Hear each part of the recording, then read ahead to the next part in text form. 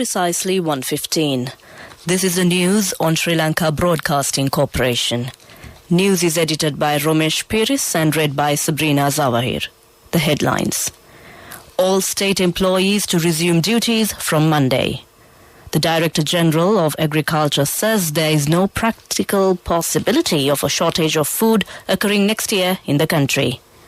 169,522 COVID vaccine doses administered yesterday. The DMC says no tsunami threat due to the earthquake off the northeastern coast. The Chinese foreign minister to arrive in the island next week. And in world news, the US and Russian presidents to discuss upcoming diplomatic engagements amid ongoing tensions over Ukraine.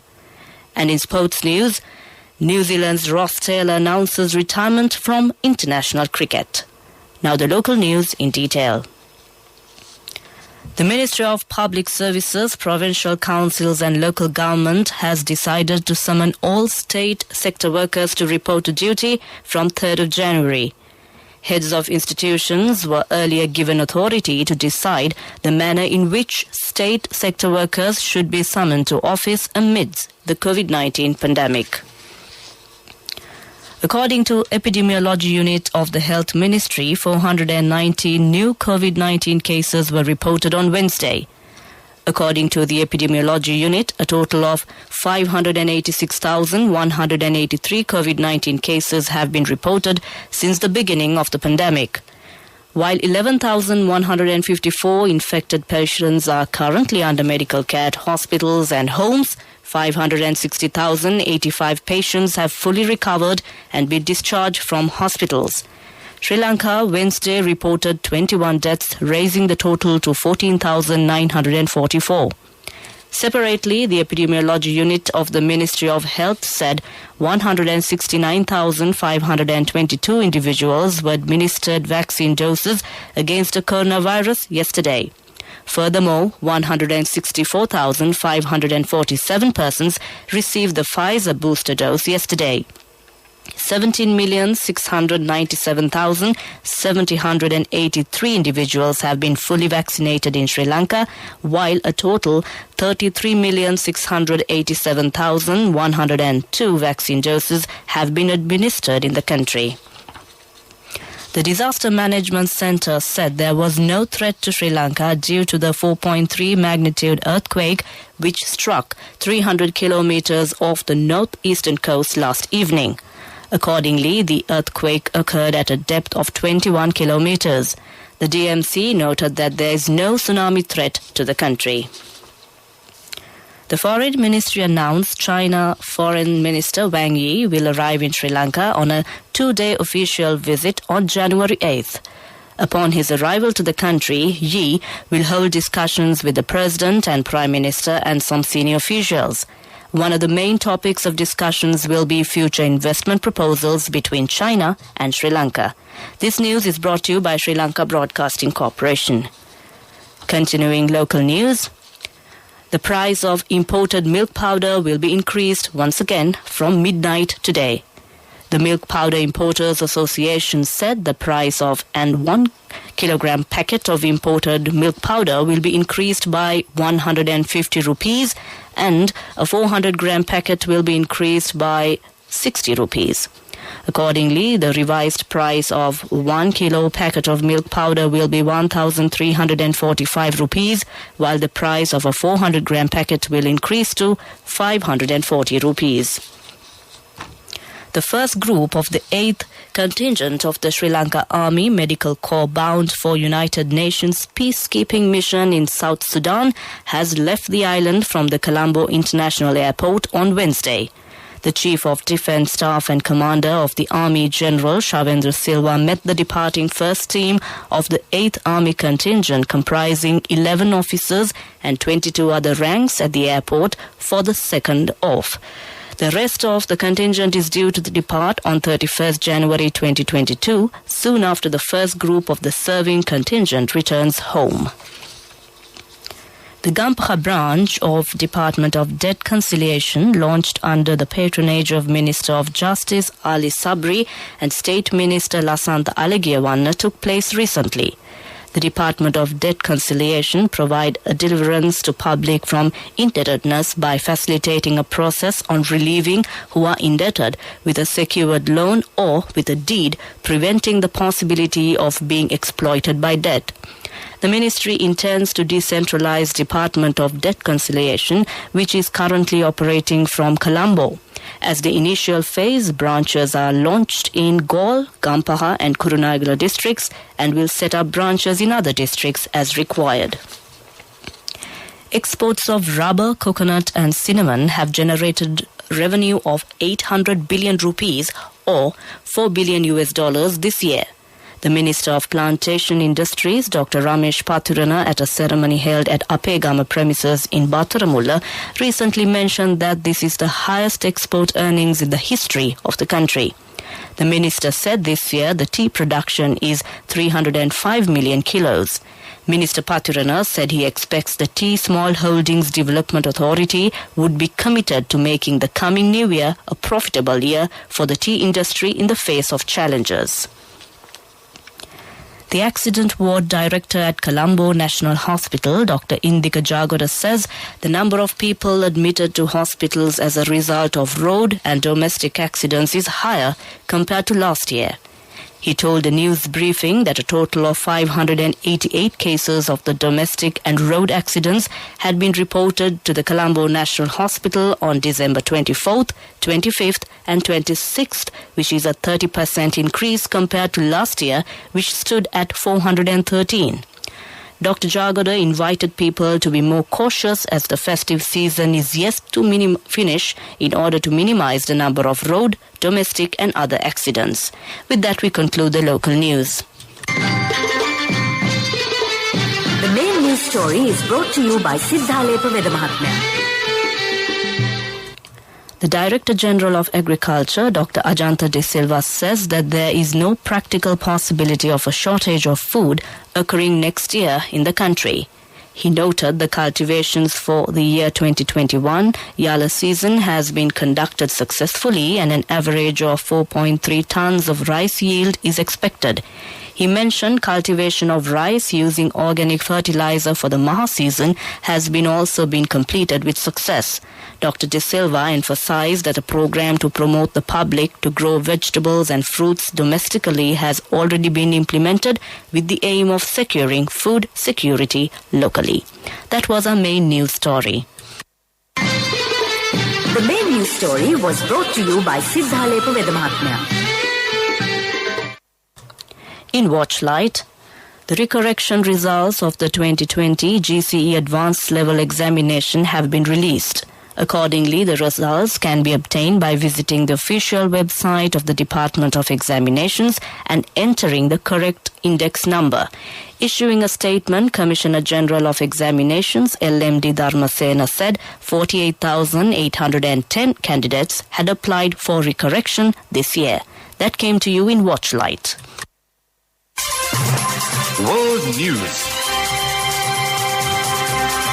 Brought to you by courtesy of Christmas and New Year sales with CIB Janajaya Vasana has commenced. Valuable prizes and vouchers for CIB bills during the entire month of December. 20% discount will be given for bank cards and for gift vouchers. Visit CIB today as well. The headlines of the world news. The US and Russian presidents to discuss upcoming diplomatic engagements amid ongoing tensions over Ukraine.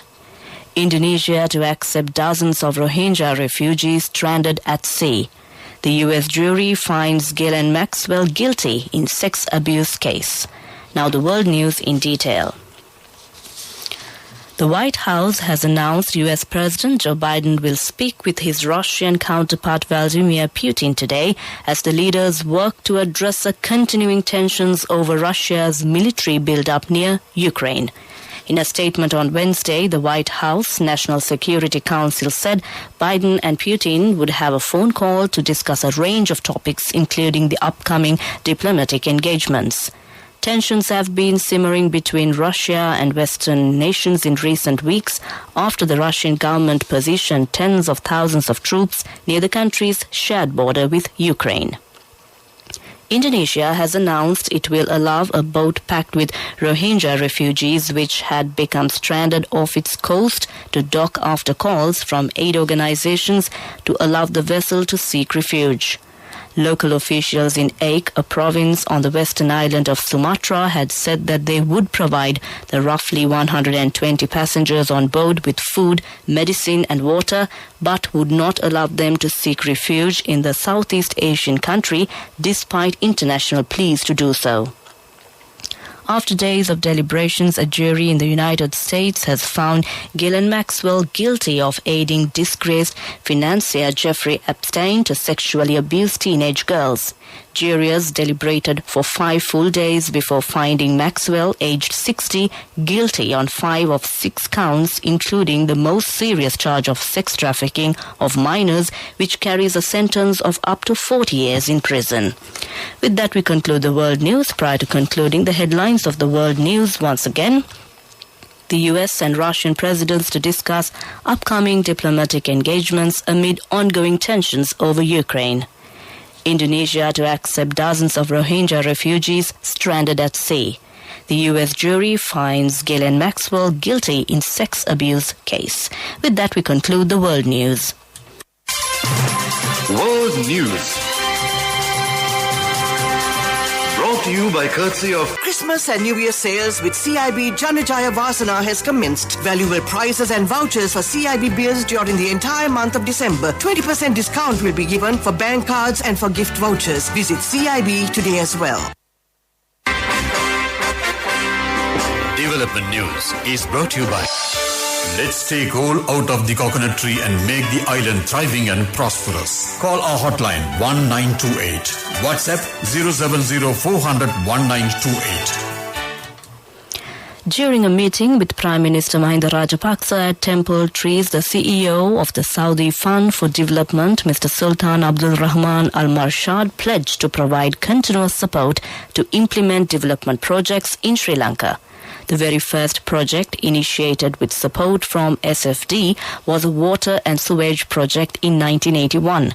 During this visit to Sri Lanka, the SFD delegation participated in 2 project openings: the groundbreaking ceremony of the Wayamba University Township Development Project in Kuliapitia, and the second was the inaugural ceremony of the Bibile Chenkaladi Road section at Chenkaladi. That was Development News. Development News was brought to you by the coconut tree is well grown in almost all the parts of the island. It is an exceptional source of extra income. The shell, the husk and almost all the parts of the coconut tree makes you money, providing you with an excellent extra source of income. It will also help to nourish the economy of the country. You will be guided with all necessary informations regarding the coconut cultivation with the novel cultivation techniques and all other related and upgraded informations by the Coconut Research Institute, Lunavilla. Call our hotline 1928. WhatsApp 070 400 1928. Moving on with sports news. Ross Taylor has announced he will retire from international cricket at the end of the current home season, with the upcoming series against Bangladesh being his last Test cricket before he finishes with the ODIs against Australia and Netherlands. Taylor, aged 37, currently has 110 Test caps and is New Zealand's leading run scorer in both that format and ODIs. That came to you in Sports News. For all foreign currencies remitted through NSB based on the US dollar value, 10 rupees more per dollar, plus more gifts until 31st December 2021. NSB, the safest place for your money. Business News, sponsored by National Savings Bank, the safest place for your money. Exports of palm-based products, including palm arak, have so far generated 2.2 billion rupees in revenue so far this year. The chairman of the Palmyra Development Board stated that 3.2 million rupees have earned from the export of Palmyra arak. These exports have been made to countries such as France, Germany, Canada and Australia. The Palmyra products exported include palm jaggery, Palmyra flour and Palmyra toddy. That was Business News. Business News. Sponsored by Cash through NSP globally and win wonderful gifts locally. Will you be the lucky winner of the NSP Golden Jubilee? 50 gold sovereigns for the top prize winner of the NSP Golden Jubilee. Scooters for the 10-second prize winners. iPhones for the 10 third prize winners. Mountain bikes for the 29 fourth prize winners. From October 1st, 2021 to December 31st, 2022. Remit a minimum of $100 or an equivalent amount in any foreign currency 3 times through NSB You Trust. In economic news, the Bangladesh Bank has extended the validity of the credit facility extended to Sri Lanka by 3 months. The loan facility has been renewed following a request from the island nation. Bangladesh extended the credit facility amounting to $200 million under a currency swap deal with Sri Lanka. The island nation received the loan facility from Bangladesh in 3 tranches. That was economic news. The weather report. Finally, it's a look at the weather report. A slight change in the prevailing dry weather is expected during next few days. Several spells of showers will occur in the northern, eastern and Uva provinces and in Polonnaruwa, Matale and Nuwara districts. Showers or thunder showers will occur at few places in the western and Sabragamur provinces during the evening or night. Mainly fair weather will prevail elsewhere. That was the weather report. Prior to concluding this bulletin of news, the headlines once again. All state employees to resume duties from Monday. The Director General of Agriculture says there is no practical possibility of a shortage of food occurring next year in the country. 169,522 COVID vaccine doses administered yesterday. The DMC says no tsunami threat due to the earthquake off the northeastern coast. The Chinese foreign minister to arrive in the island next week. With that, we conclude the news and back to your Thursday noon host, Sharifa. Back